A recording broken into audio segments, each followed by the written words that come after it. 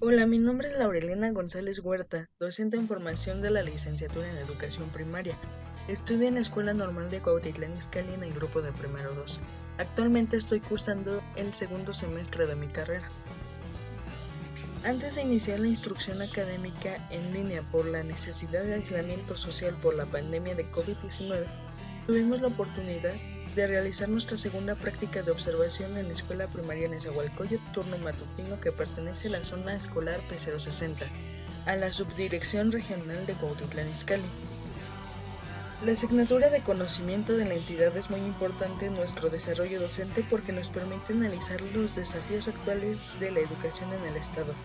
Esta asignatura nos aporta los indicadores educativos que nos ayudan a detectar los siguientes datos, como el indicador de contexto.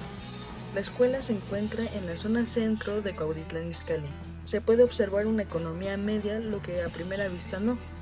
Cuenta con 490 alumnos, 21 titulares de grupo, una directora, una subdirectora, 2 secretarias y 2 personas de intendencia, además de maestra de artes y un equipo de USAER. Se observó un ambiente tranquilo y ameno. También el indicador de recursos. Podemos mencionar que es una escuela grande, cuenta con recursos muy útiles para desarrollar la educación. Tiene 21 aulas para el uso de los alumnos, sanitarios para hombres, sanitarios para mujeres. Tiene un arcotecho, un auditorio, una bodega, un salón de artes, un aula de USAER y una dirección escolar. Al igual que un indicador de proceso, las actividades que plantean las maestras y directora hacia la comunidad escolar en su mayoría son apoyadas por los padres de familia, aunque en ocasiones toman acuerdos y no los respetan algunas personas. Concluyendo este diagnóstico, la escuela cuenta con condiciones básicas para desarrollar el proceso de enseñanza-aprendizaje, ya que se encuentra en una zona urbana con servicios cercanos, centros comerciales, etc. A pesar de que algunos padres de familia no cumplen con los acuerdos, la mayoría de las actividades académicas y sociales se logran a referencia de las docentes. Los niños, en la mayoría, llevan un proceso de aprendizaje correcto. Es muy importante el conocimiento del contexto estatal y regional en el trabajo del docente porque ayuda al maestro a pensar cuál debe ser el camino para hacer aprender a nuestros alumnos. Aparte nos ayuda a generar ideas creativas. Ahora les voy a platicar acerca de mi entidad. Mi entidad es el Estado de México y este es oficialmente llamado Estado Libre y Soberano de México, comúnmente llamado Estado de México para diferenciarlo del país. Es uno de los 31 estados que, junto con la Ciudad de México, conforman México. Al igual que 125 municipios, están divididos en 16 regiones, que estas son Amecameca, Atlacomulco, Chimalhuacán, Cuautitlán Izcalli, Ecatepec, Ixtapan de la Sal, Lerma, Naucalpan, Nezahualcóyotl, Tejupilco, Texcoco, Tlanepantla, Toluca, Tultitlán, Valle de Bravo y Zumpango. Pero posteriormente nos vamos a centrar en la región de Cuautitlán Izcalli, que es la región 4. Su capital es la ciudad de Toluca de Lerdo y la ciudad más poblada del estado es Ecatepec de Morelos. Está ubicada en el centro-sur del país, limitando al norte con Querétaro, al noreste con Hidalgo, al este con Tlaxcala, al sureste con Puebla, al sur con Morelos y la Ciudad de México, al suroeste con Guerrero y al oeste con Michoacán. Hablando de la historia del Estado de México, este fue fundado el 2 de marzo de 1824. Para poder distinguir a sus pobladores de los ciudadanos del país llamados mexicanos, su gentilicio es mexiquense. En el territorio del extinto Imperio Mexica se encuentran los orígenes del Estado que mantuvo una división política de la Nueva España durante el periodo colonial español. La Ciudad de México fue elegida como la capital de la nueva nación después de la independencia. Fuera del estado fue separado su territorio para poder formar los estados de Hidalgo, Guerrero y Morelos años más tarde. La historia de esta entidad ha sido ligada a la historia de la República. Se considera que fue durante la segunda década del siglo XIX cuando se creó el Estado de México a partir de un acto jurídico aprobado por el artículo 7 del Acta Constitutiva de la Federación. Dicho artículo fue sometido a discusión por el diputado José Manuel Ramos Arizpe el 20 de diciembre de 1823, fecha en la que se aprobó que las provincias de México y Michoacán se elevaran a la categoría de estados. Más tarde, con la aprobación de la ley para establecer las legislaturas constituyentes en las provincias que han sido declaradas estados de la Federación Mexicana y publicada en el Estado de México el 10 de enero de 1824 por Melchor Múzquiz, se procedió a la elección de los primeros diputados al Congreso Constituyente de la entidad. El Estado de México cuenta con una población de 17.245.551 habitantes al año 2019. De ellos, 8.820.924 son mujeres y 8.424.627 son hombres. Eso quiere decir que del 100% de la población, 48.4 son hombres y 51.6 son mujeres.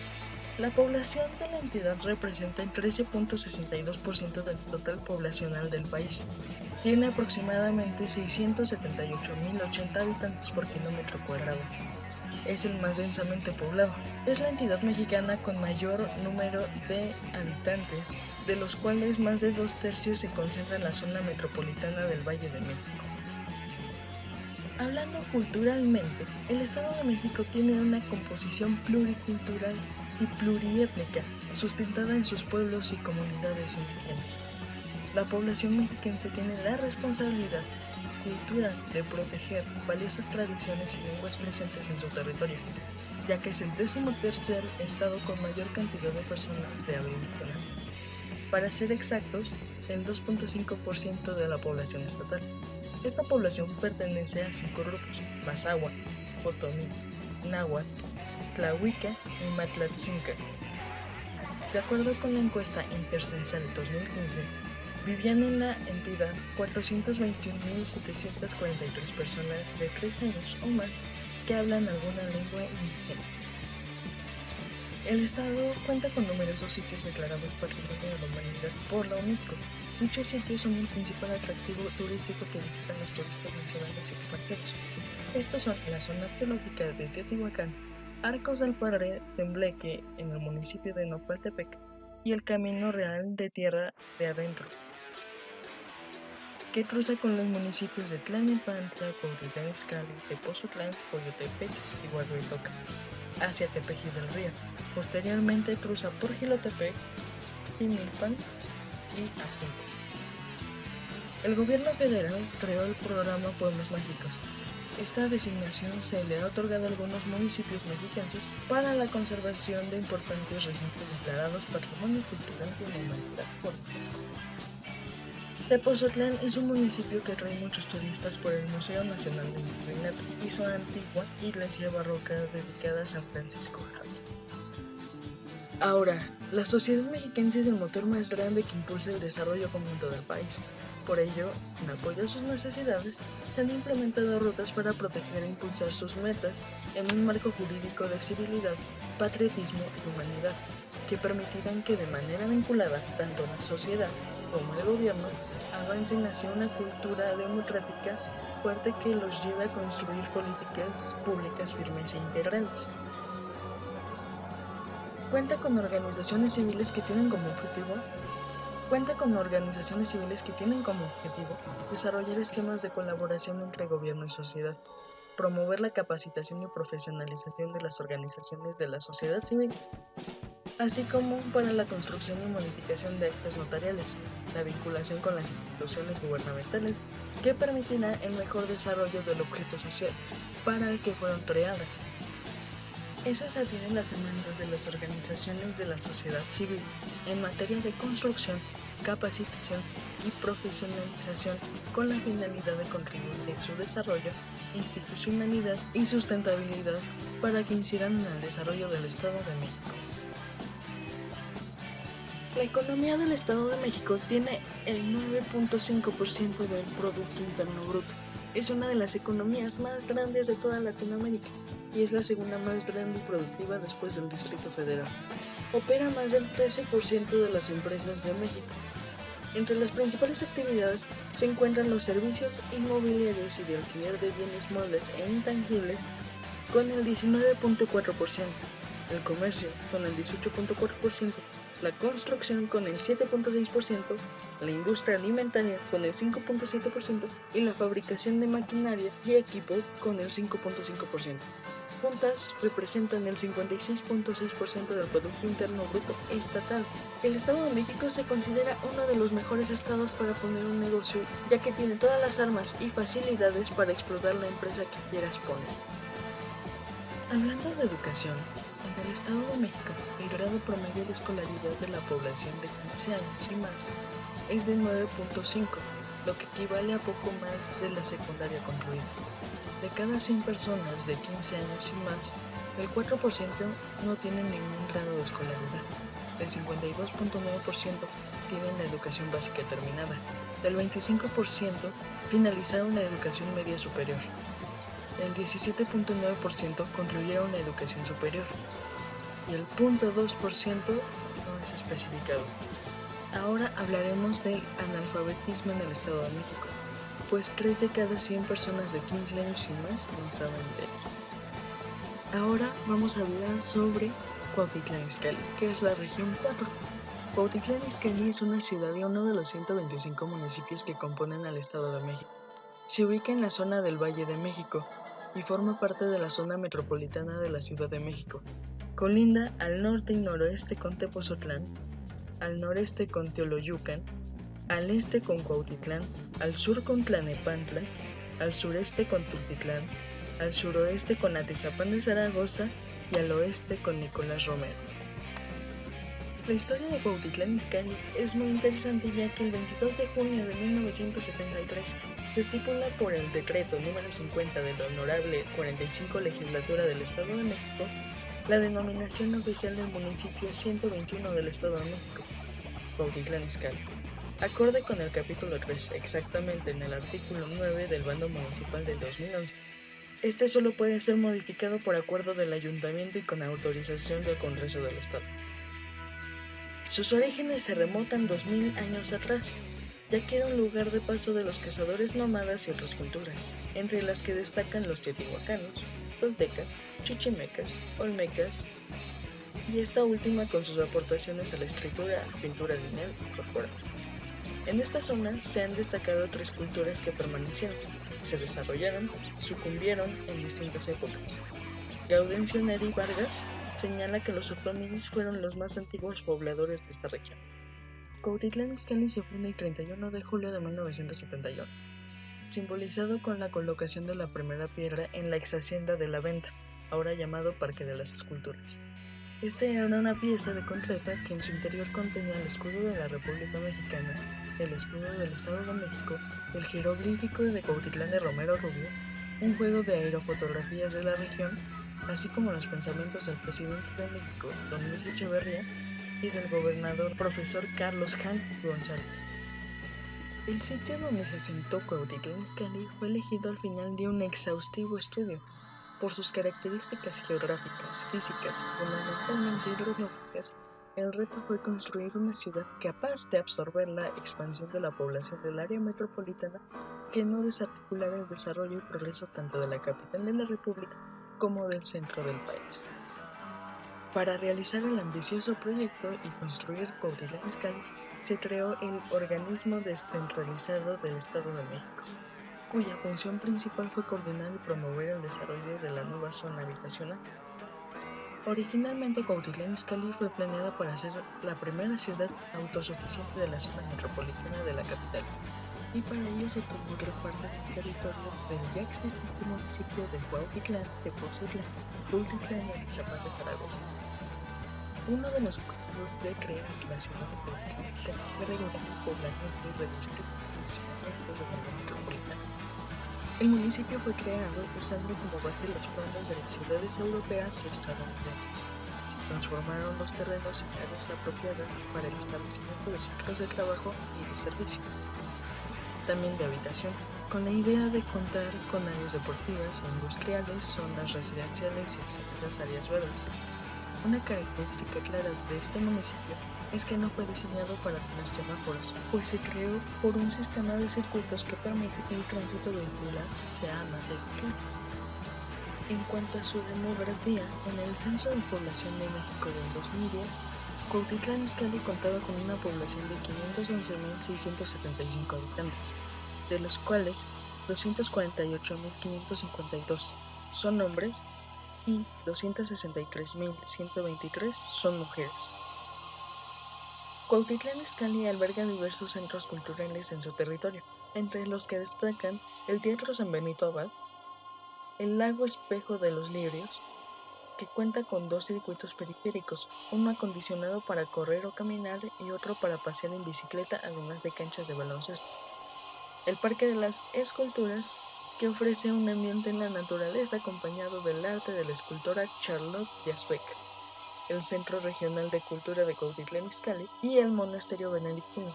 Es un centro religioso fundado en 1970, asentado aproximadamente en 100 hectáreas, que en terrenos de antaño pertenecían al Rancho de Fuentes.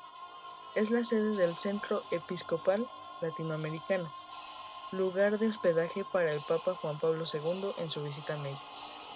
Dentro de sus instalaciones religiosas se encuentra el Centro Escolar del Lago, construido en 1972, con capacidad para 3.500 alumnos y una biblioteca pública, con más de 35.000 libros.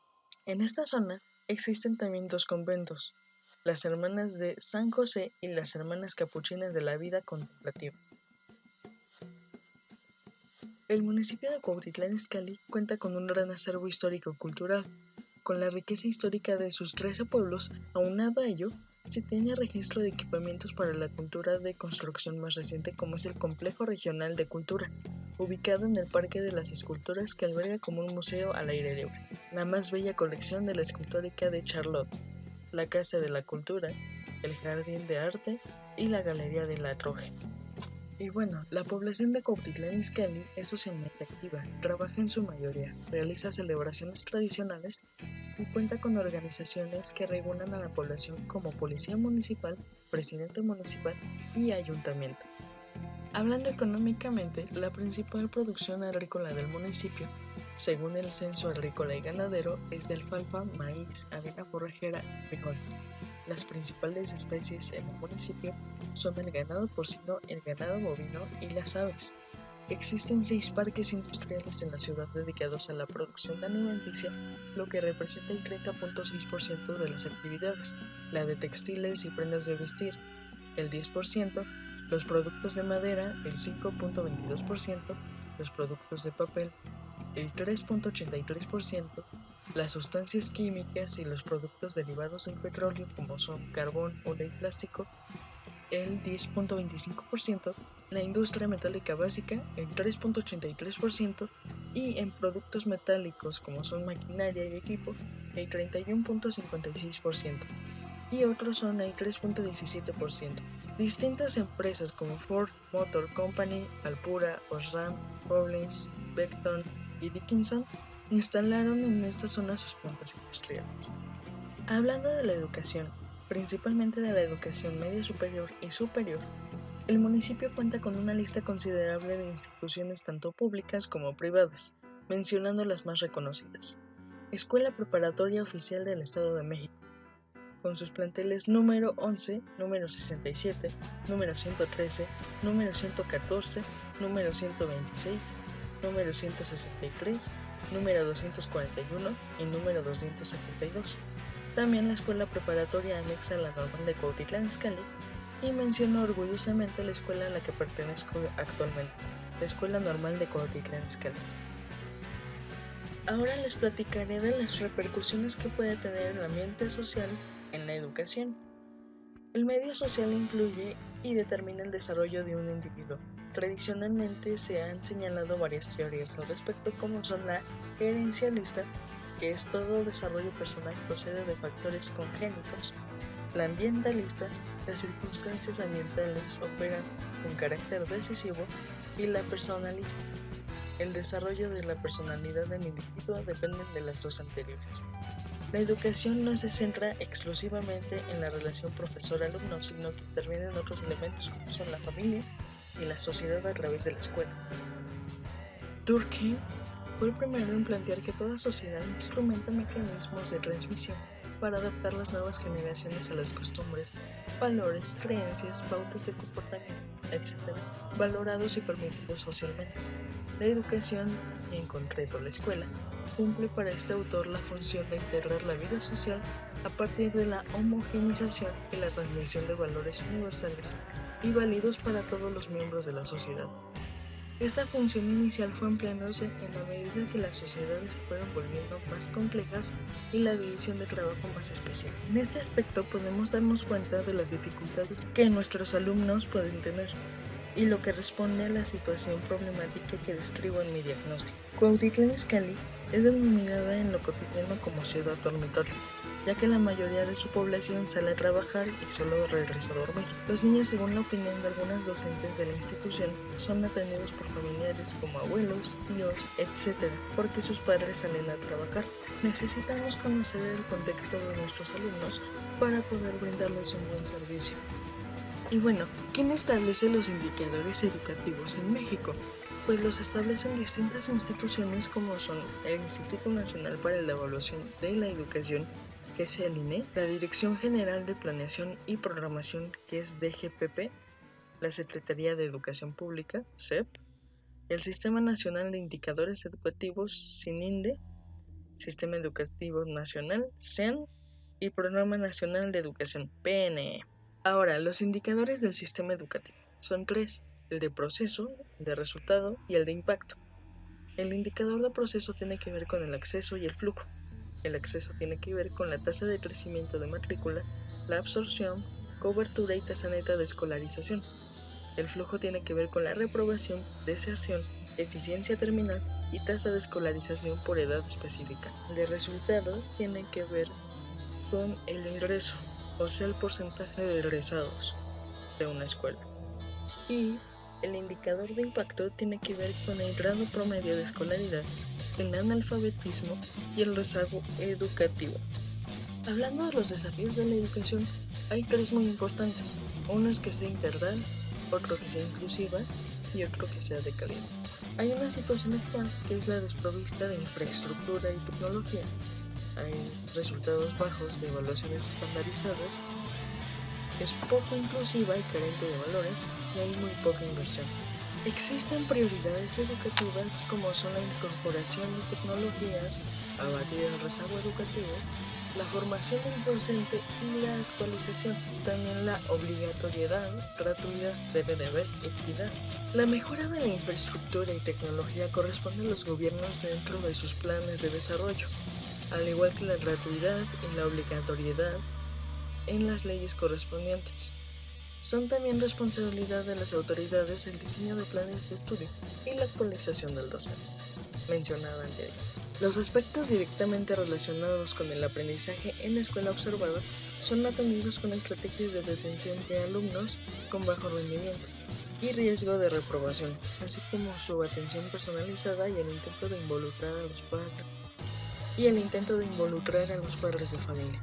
Existen ámbitos de responsabilidad del maestro de educación primaria, como son la acción tutorial, que forma parte de la función docente, y la tutoría es responsabilidad de todo el profesorado de todas las etapas y niveles educativos, y tiene como finalidad contribuir a la personalización e individualización de los procesos de enseñanza y aprendizaje y a la mediación entre alumnos y profesores. También al apoyo de los procesos de enseñanza-aprendizaje. Es deber de todo profesorado conseguir la máxima eficacia de la programación y enseñanza de las distintas materias o módulos que tienen encomendados, funciones que se realizan bajo el principio de colaboración y trabajo en la orientación educativa. Al formar parte intrínseca de los procesos de enseñanza y aprendizaje, contribuirá a la forma de los mismos y al éxito escolar de todo el alumnado, al igual que la atención a la diversidad. Y esta es un principio fundamental del sistema educativo y por tanto deberá contemplarse en todos los documentos organizativos del centro. Es una obligación de todo el profesorado contribuir a esta tarea fundamental para la individualización de los aprendizajes y la consecución del éxito. También tenemos La convivencia escolar. La convivencia escolar es responsabilidad de toda la comunidad educativa y la orientación educativa contribuirá a través de sus actuaciones a la consecución de este. Por último, está la orientación académica y profesional. La orientación académica y profesional incumbe a todo el profesorado de las distintas etapas y niveles, con especial relevancia a las etapas de educación secundaria obligatoria y bachillerato. La Secretaría de Educación tiene varias subdirecciones.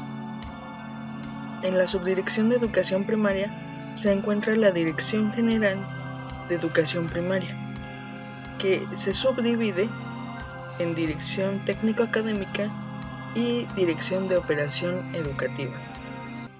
Técnica.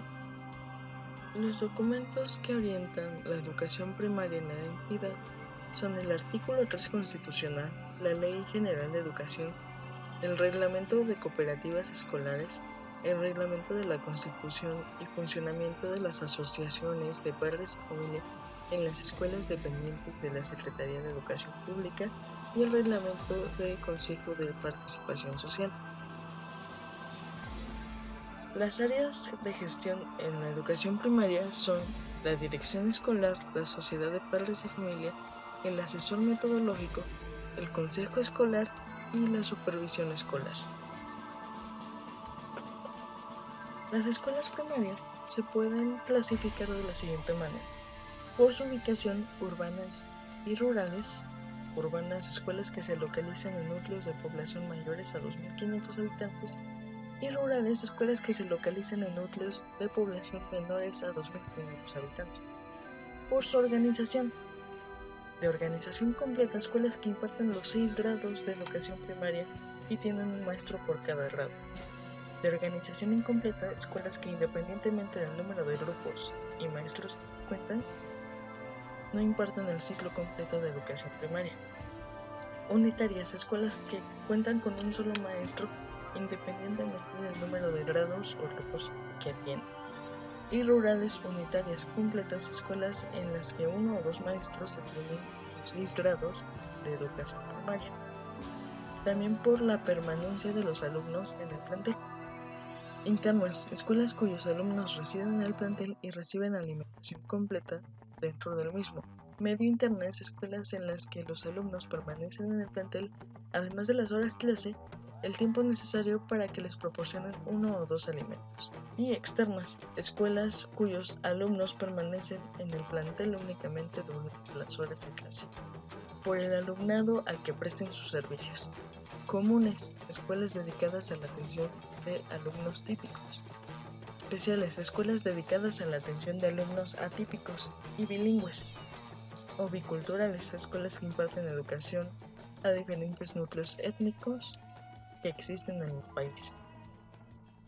Por sexo de los alumnos. Algunas escuelas particulares tienen esa autorización.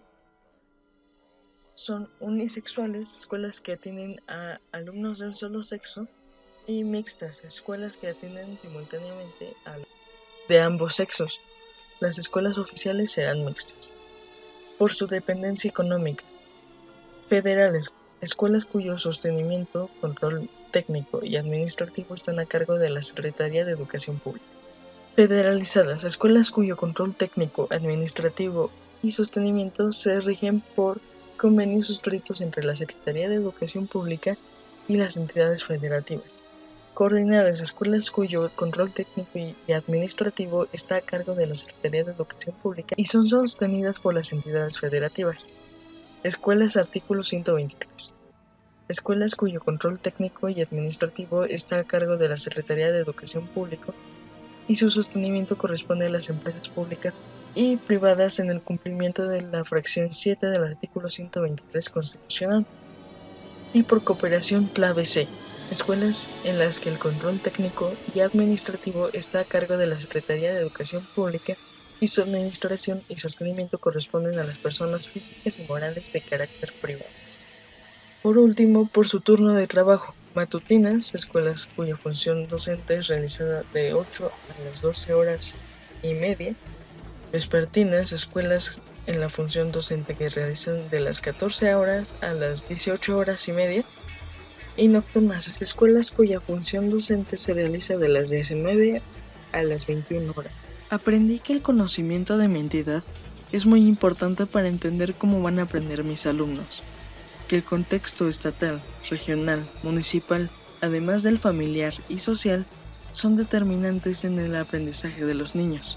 Aprendí diferentes términos relevantes en la educación, como los indicadores del sistema educativo, además de identificar con facilidad las prioridades educativas según la observación de una escuela.